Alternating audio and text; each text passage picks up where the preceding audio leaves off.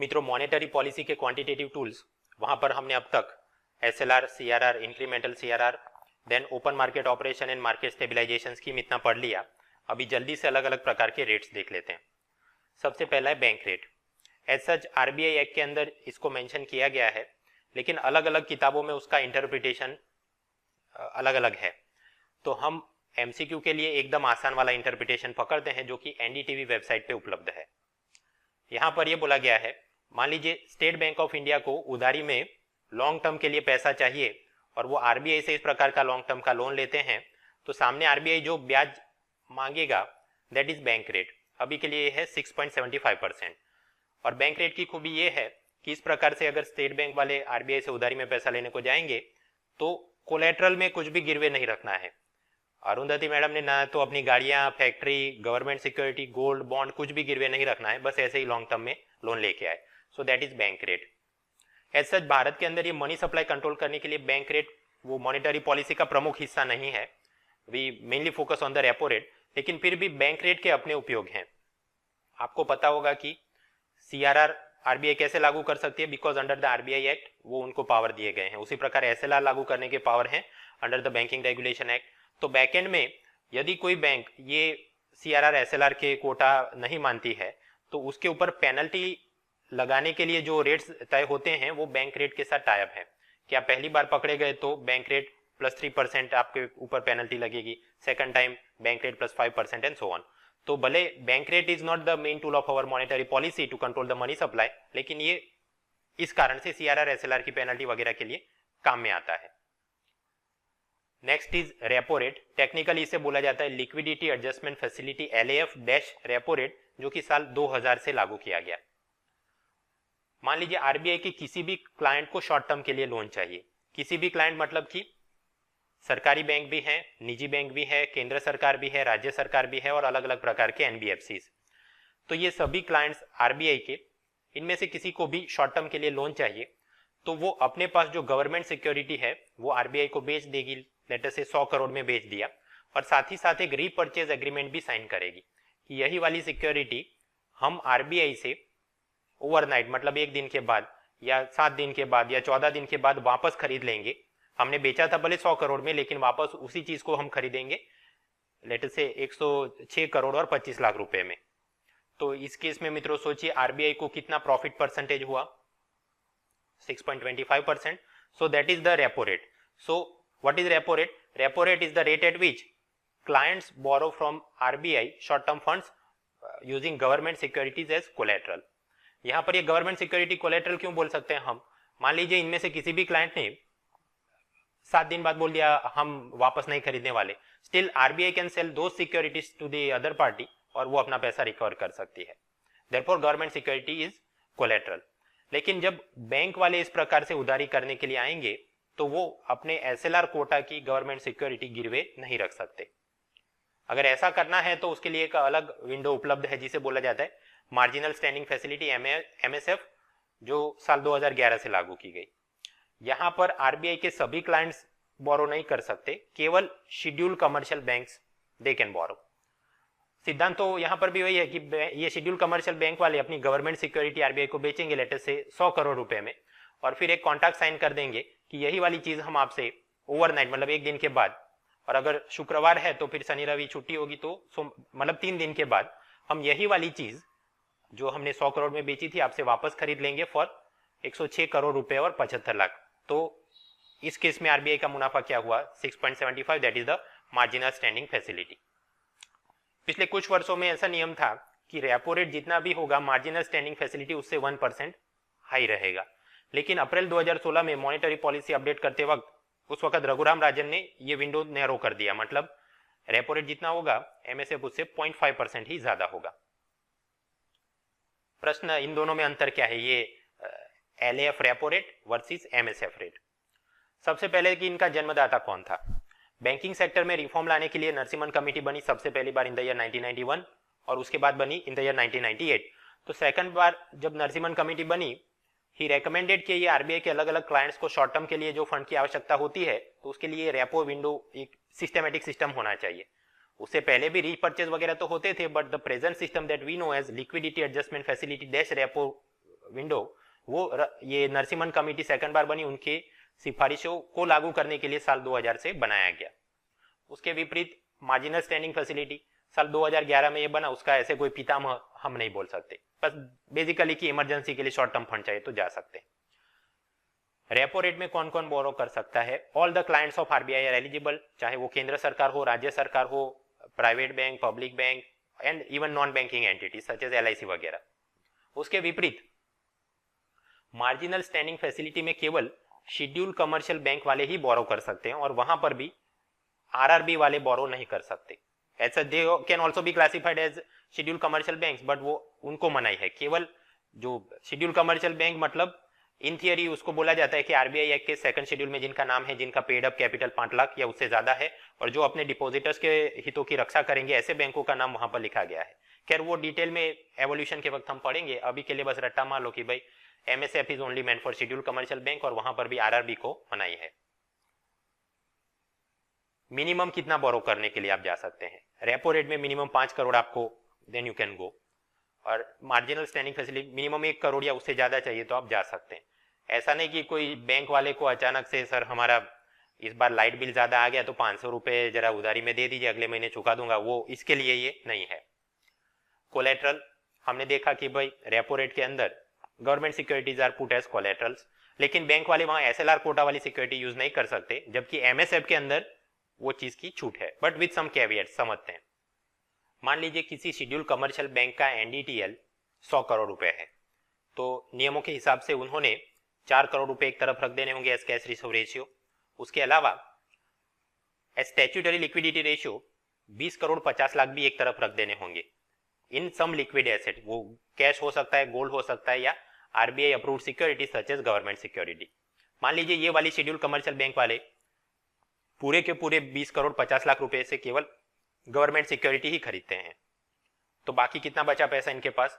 75.5 crore rupees. अब मान लीजिए कुछ समय तक कोई ग्राहक बैंक से उधारी करने के लिए, लोन लेने के लिए आता ही नहीं, और ये बैंक वाले एडिशनली और 5.5 करोड़ रुपए की गवर्नमेंट सिक्योरिटी खरीद लेते हैं, क्योंकि उसमें से थोड़ा ब्याज मिले है ना उनके लिए, तो थोड़े समय के लिए भी पैसा ऐसे पड़े रहा है तो नुकसानी का धंधा है। खैर, तो अब ये बैंक के पास कितना पैसा बचा? 70 करोड़ रुपीस, जो मान लीजिए वो लोन में घुमा रहा है। Fast forward after some month, लेटर से कि दिवाली आने वाली है और ये छोटे व्यापारी अब वर्किंग कैपिटल उनको चाहिए, तो वो ज्यादा लोन लेने के लिए आ रहे हैं और बैंक के पास पर्याप्त मात्रा में पैसा नहीं है।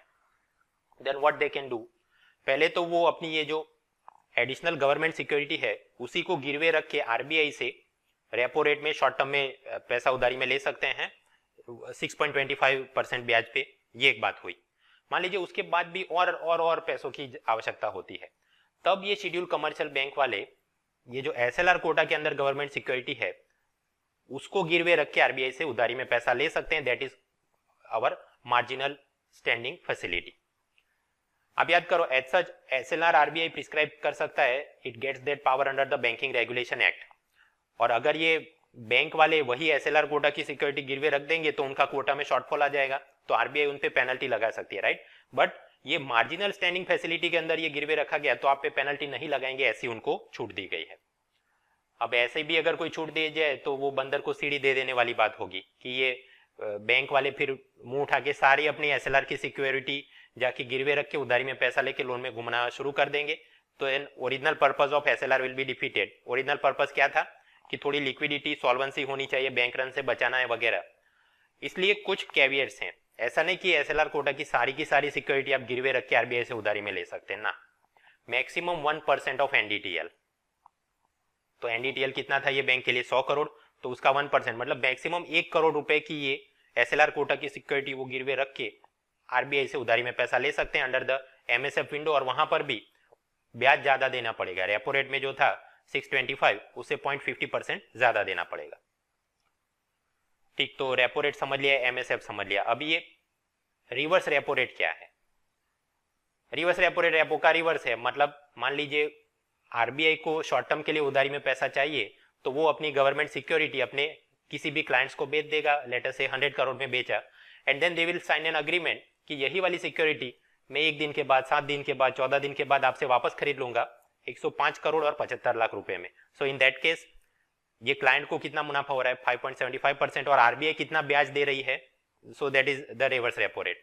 सो reverse repo rate it is the interest rate paid by RBI to its clients for short term loans. सभी क्लाइंट्स एलिजिबल है ये गेम खेलने के लिए, और जितना रेपो रेट होता है तो रिवर्स रेपो रेट उससे 0.5% कम होता है. अब आरबीआई को ऐसा भी नहीं कि कोई उधारी करने की, उसके पास तो ढेर सारा पैसा है, बट जब बाजार में उसे लगे कि एक्सेस लिक्विडिटी है तो उसे एब्जॉर्ब करने के लिए ये कुछ गेम खेल सकते हैं. ये MSF, LAF, open market operation, ये सारी चीजें आरबीआई का e Kuber core banking solution platform है. तो सभी क्लाइंट्स का वहां पर बैंक अकाउंट है आरबीआई के अंदर, उसकी मदद से पूरे ट्रांजैक्शन और बाइंग सेलिंग होता है. तो आप ऐसा विजुलाइज करिए कि ई कुबेर सॉफ्टवेयर और उसकी अलग अलग विंडो होगी और वहां पर ये ऑपरेशन हो रहे हैं. सबसे पहला ओपन मार्केट ऑपरेशन वो हमने समझ लिया कि ऐसी ये मान लीजिए कि सिनेमा हॉल की टिकट की कतार लगी है तो वहां क्या क्या बेचा जाता है, government security, treasury bills with maturity up to 364 days. ठीक, अब इसकी मदद से मनी सप्लाई लिक्विडिटी वगैरह कैसे कंट्रोल हो सकती है. अगर आरबीआई किसी अपने ग्राहक से गवर्नमेंट सिक्योरिटी खरीदती है तो सामने वो पैसा देगी, so they can inject liquidity like this. तो जब डिफ्लेशन से लड़ना हो तो इस प्रकार का गेम खेला जाएगा. उसके विपरीत अगर महंगाई से लड़ना है then we have to reduce the money supply, we have to reduce the liquidity. उसके लिए क्या करेंगे, आरबीआई अपनी गवर्नमेंट सिक्योरिटी ग्राहक को बेचेगी और सामने पैसा उसका एब्जॉर्ब कर लेगी, एब्जॉर्ब द लिक्विडिटी. तो ये हुआ ओपन मार्केट ऑपरेशन. उसके विपरीत मार्केट स्टेबिलाईजेशन स्कीम 2004 के अंदर आई. पिछले वीडियो में हमने आराम से पढ़ लिया था. यहाँ पर क्या क्या बिकता है ये विंडो पे, government security with maturity up to 2 years, treasury bill with maturity up to 364 days and cash management bill with maturity up to 90 days. और उसका मुख्य उद्देश्य क्या था, टू एब्जॉर्ब द लिक्विडिटी. तो यहाँ पर आरबीआई ये एमएसएस सिक्योरिटी बेचेगी ग्राहक को और उसका पैसा मतलब कि ले लेगी, तो लिक्विडिटी एब्जॉर्ब हो गया, तो महंगाई से लड़ने के लिए हमको मदद मिल गई. रेड एंड रेड आप फॉलो करिए. Third is this liquidity adjustment facility जो कि साल 2000 से लागू हुई. यहाँ पर रेपो रेट, रेपो रेट मतलब क्या है, ग्राहक आरबीआई में गवर्नमेंट सिक्योरिटी गिरवे रख के शॉर्ट टर्म के लिए लोन ले रहा है ना, तो मतलब आरबीआई उधारी में पैसा ग्राहक को दे रही है, सो इंजेक्टिंग द लिक्विडिटी. तो ये कैसे मदद कर सकती है, अगर सस्ता कर दिया रेपो लोन तो डिफ्लेशन के सामने लड़ने के लिए, डिमांड बूस्ट करने के लिए सस्ता ब्याज दर वगैरह आप सोच सकते हैं. उसके विपरीत reverse repo rate, reverse repo rate में क्या कर रहा है, उसका विपरीत absorb the liquidity. And lastly marginal standing facility वर्ष 2011 से लागू किया गया. Only schedule commercial bank minus RRB ये लोग ही आ सकते हैं और वो इस विंडो से उधारी कर सकते हैं. क्या रेपो रेट टाइप का ही सिस्टम है कि ये शेड्यूल कमर्शियल बैंक वाला अपनी गवर्नमेंट सिक्योरिटी गिरवे रख के एसएलआर कोटा से आरबीआई से उधारी में पैसा लेगा, तो मतलब आरबीआई उधारी में पैसा दे रही है, so like that it will inject liquidity. तो डिफ्लेशन के सामने लड़ने में ये मदद कर सकते हैं. ग्रीन ग्रीन आप मैच करें. सो इन थियरी इस प्रकार से काम हो सकता है. एक और बात, repo rate it is considered the policy rate of RBI. तो पॉलिसी रेट बोला जाए, रेपो रेट एक ही बात है. अब रेपो रेट अपना यहां पर सिस्टम ये होता है 1% दे विल से कि 100 बेसिस पॉइंट बोलेंगे. तो अगर न्यूज़पेपर हेडलाइन ऐसी है कि पहले रेपो रेट था 6.5% और उसे कम करके 25 बेसिस पॉइंट की कटौती की गई है, तो नया रेपो रेट क्या होगा, 25 बेसिस पॉइंट्स मतलब 0.25%, तो हो जाएगा 625. That is the latest repo rate. ये रेपो रेट के सामने मार्जिनल स्टैंडिंग फैसिलिटी, वहां पर ये नियम है कि इट विल बी 0.50% या कि फिर की 50 बेसिस पॉइंट्स हायर रहेगा. तो ये अपने आप सोच सकते हैं कि 625 प्लस 0.50% तो 675% हो गया. इसके अलावा एक बैंक रेट भी है जहां without collateral loan long term के लिए बैंक वाले उधारी में पैसा ले सकते थे, तो उसका भी रेट वही चल रहा है जितना एमएसएफ का चल रहा है. But it does not mean कि दोनों को टाई अप किया गया है कि जितना एमएसएफ होगा उतना ही बैंक रेट होगा. No, it is declared separately. तो रेपो रेट और उससे ऊपर एमएसएफ प्लस 0.50%, और रेपो रेट से 0.50% माइनस आप करेंगे then you get the reverse repo rate. Repo rate और रिवर्स रेपो रेट ये वाली जो दो विंडो हैं उसे बोला जाता है liquidity adjustment facility LF window, जो साल 2000 से लागू हुई. और ये पूरा जो सिस्टम है तीनों विंडो का आप कंबाइन करें, मतलब रेपो रेट उससे 0.50% ऊपर तो एमएसएफ, 0.50% नीचे तो रिवर्स रेपो रेट, ये जो पूरा एक कॉरिडोर बना उसे बोला जाता है पॉलिसी कॉरिडोर, जिसके बीच में ये रहता है repo rate. Earlier times policy corridor was 1%, मतलब प्लस 1% माइनस 1%, लेकिन अप्रैल 2016 में रघुराम राजन ने उसको नैरो करके बोल दिया 0.5% रखेंगे. अब प्रश्न, why did he narrowed this policy corridor? As such अपनी परीक्षाओं के लिए काम का नहीं, बट बहुत खींच के किसी बैंक परीक्षा में पूछा जाए तो उसके कारण 3 रहे। पहला कारण, रेपो रेट का उद्देश्य और एमएसएफ का उद्देश्य क्या है कि बैंक वाले अपनी गवर्नमेंट सिक्योरिटी गिरवे रख के आरबीआई से उधारी में पैसा लेते हैं शॉर्ट टर्म के लिए। उसके साथ साथ कभी कभी बैंकों को अपना सीआरआर मेंटेन करने के लिए पैसों की कमी हो जाती है, तो उस वक्त वो आपस में बैंक वाले एक दूसरे से उधारी और ब्याज में पैसे देने का काम करते हैं। सो that is called call rate. तो ये कॉल रेट के अंदर जो रेट्स चल रहे थे उसके साथ रेपो रेट एमएसएफ को अलाइन करने के लिए ये इस प्रकार से पॉलिसी कॉरिडोर को नैरो किया गया, एक बात। दूसरा, इसकी मदद से ऐसा करने पर there will be durable liquidity in the system, ऐसा रघुराम राजन का मानना था, and thus it will help in the transmission of monetary policy. तो ये 3 कारणों से पॉलिसी कॉरिडोर वाज नैरोड। इसको वो माइक्रो इकोनॉमिक्स के ग्राफ और वो प्लॉट करके भी सीख सकते हैं, but that is not required, इतना रट्टा मारो जिंदाबाद। अब क्योंकि repo rate is our policy rate, तो उसी की मदद से मनी सप्लाई को कंट्रोल करने का पूरा गेम खेला जाता है। तो ये कैसे कर सकते हैं? मान लीजिए स्टेट बैंक में कोई भी व्यक्ति डिपॉजिट में पैसा नहीं दे रहा and completely it is relying on this repo rate to borrow money from RBI. तो मान लीजिए रेपो रेट उस वक्त 6% था, स्टेट बैंक वाले वो उधारी में पैसा लेंगे और वही पैसे नीचे लोन में घुमा रहे हैं, कार लोन 12%। और उस वक्त मान लीजिए एक नैनो कार बिक रही है 1 लाख रुपए में, और मान लीजिए ऐसा मान कि ये बहुत महंगाई चल रही है। अगर महंगाई से लड़ना हो तो हमने क्या करना चाहिए? We have to reduce the money supply, या फिर कि we have to increase the interest rate ताकि जनता लोन में पैसा कम मांगने के लिए आए। तो इस केस में आरबीआई क्या कर सकती है? They can hike the repo rate from 6% to 18%। तो स्वाभाविक अभी स्टेट बैंक वाले अपना भी प्रॉफिट मार्जिन मेंटेन करना है, तो वो पैसा उधारी में लेके आए, तो वो जाके कार लोन बेचेंगे 36% में, और उस वक्त तो कोई बेवकूफ ही होगा जो 36% ब्याज पे गाड़ी का लोन लेने के लिए आए, right? So automatically the automobile demand will go down, और तब कार मेकर्स वो क्या करेंगे? 1 लाख की गाड़ी है तो वो धीरे से अपना गाड़ियों के दाम कम कर देंगे 70,000 रुपीज, ताकि 36% ब्याज पे भी अब वो थोड़ा सस्ता लगे और कोई ग्राहक खरीदने के लिए आए। So like that repo rate बढ़ा के हम लोग महंगाई से ऐसे लड़ सकते हैं। We can reduce the money supply and hike the interest rate. एक और तरीके से भी इसे समझा जा सकता है। हमने देखा था कि M0 high powered money, reserve money, उसकी मदद से कैसे नया पैसा जनरेट होता है। वो आलोकनाथ के पास गया, उसने बैंक में डिपॉजिट किया, उसके ऊपर आरबीआई ने बोला फ्रैक्शनल रिजर्व 10% और बाकी का पैसा लोन में घुमा, और कैसे मनी मल्टीप्लायर की मदद से ये M1 currency with public and demand deposit with bank वो कैसे एक्सपांड या कॉन्टेक्ट किया जा सकता है। तो वो एक तरीका था। उसके अलावा ये बैंकों को अगर शॉर्ट टर्म के लिए उधारी में पैसा चाहिए, then they will approach RBI, और इस प्रकार से रेपो लोन से या एमएसएफ लोन से उन्होंने पैसा लेके आए। तो आरबीआई के लिए तो repo loan is an asset, why? ब्याज मुद्दल में पैसा मिलने वाला है, but for that bank it is liability, और वो पैसा जो आया तो सामने एसेट्स वो नई ऐसे क्रिएट करके आगे आगे आगे घूमता जाएगा। So using this repo loans and bank rate and other things, RBI can expand and contract the money supply, जिसकी मदद से इन्फ्लेशन डिफ्लेशन से लड़ सकते हैं। इन्फ्लेशन से लड़ना है तो क्या करना है? आसान है, अपना ग्राफ याद रखो भी। We have to pursue tight money policy या डियर मनी पॉलिसी। उस केस में we have to reduce the money supply. उसके लिए हम क्या कर सकते हैं? सीआरआर एसएलआर है तो उसको बढ़ा दो, तो लोनेबल फंड अपने आप कम हो जाएंगे। अगर पॉलिसी रेट की मदद से, मतलब कि रेपो रेट की मदद से कुछ करना है, then you hike the repo rate और अपने आप वो मनी सप्लाई कम कर देगा। ओपन मार्केट ऑपरेशन करना है तो वहां पर क्या करेगा? RBI will sell its government security, तो जनता से वो पैसा एब्जॉर्ब कर लेगा। तो बस इतना अगर आपको आ गया तो इन्फ्लेशन से लड़ने की ये दवाई है। तो डिफ्लेशन में क्या करना है?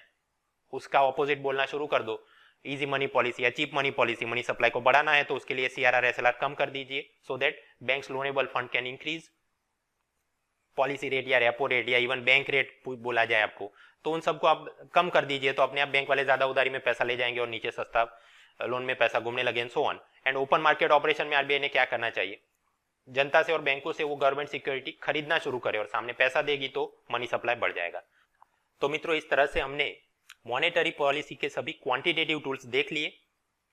अब तक जो पढ़ा वो थियोरेटिकल एस्पेक्ट था। इन द नेक्स्ट वीडियो पिछले 1 वर्ष के अंदर हर 2-2 महीने पे जो आरबीआई अपनी मॉनेटरी पॉलिसी अपडेट करती है, उसका हम एक जल्दी से रिकैप रिव्यू ले लेंगे।